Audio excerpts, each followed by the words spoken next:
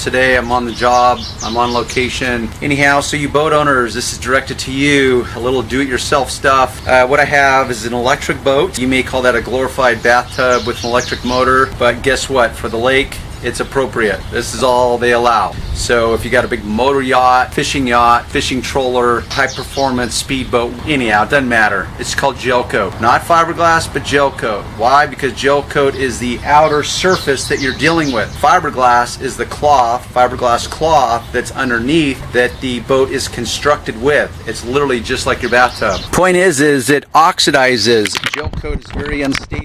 They use it because it's such a durable, cheap material. And by cheap, I don't mean that derogatory. I just mean that, of course, they could construct it using, let's go level 10. They could use carbon fiber. Now, I have no idea what carbon fiber actually oxidizes like when it's exposed to the elements, but I'm pretty confident it won't do this. So what we have here is a entry-level procedure that you can do. Well, how do you accomplish level 3, 4, 5, 6, whatever, without overthinking it? If you don't have the money to hire someone like me to do it for you, is there something that can be done so that you don't have to put a bag over your head every time you take your boat out because it's so oxidized and you're so embarrassed? Well, yes, there is. If you'll notice that on the left, meaning the door over, and then we have to the right. So what we have is before, after, follow along. So all I've done over here so far is literally just hose this off. It was covered with spider webs, but you can see how oxidized the gel coat is. Now, if I were just to rub this with my fingers,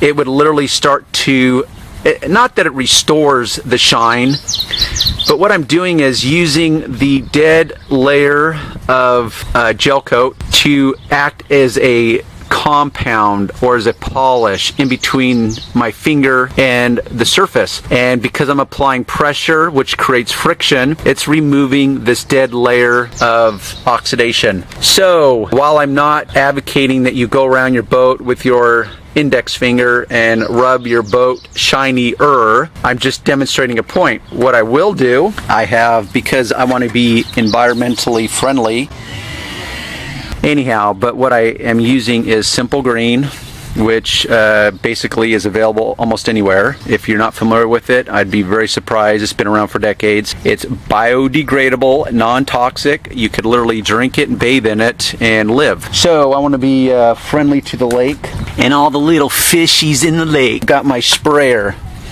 which is a nice little tip.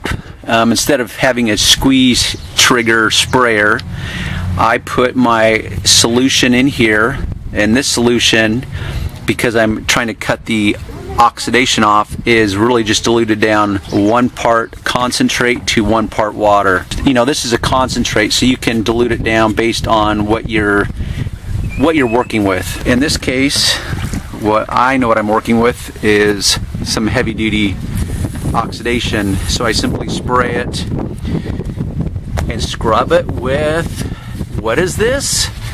Wait for it. It is called the Magic Eraser. It's just a version of it that has this attachment where I can attach a handle to it, but the material is the same. And you can see this started brand new. You can see that I've worn it out pretty well working on this boat, and you can see this really dark, I guess we could call this black. You could see all the white dead oxidation dripping down it. That's what I'm removing, is that just surface layer of oxidation, which will in fact restore a little bit of shine and remove that dead layer, so that at least now any shine that's underneath is going to be revealed, because the dead layer of gel coat has been removed. I'm going to hose it off, and when it dries, it's going to look like this over there instead of this chalky white that I have left to do in the front. So that's just a simple do-it-yourself moment. If you're a boat owner, like I said, they're all made the same. Doesn't mean they're all built with the same quality or integrity. It's just the process, the composition of the gel coat fiberglass process is essentially the same. It's like bathtub or shower material. It's very prone to oxidizing. It oxidizes extremely quick, which is why you'll see that most boats are white with some stripes on them. So I do my best to actually teach you something that you can walk away with and use in your real world. Okay, so tune in, subscribe. Yeah, what are you waiting for? Do it now.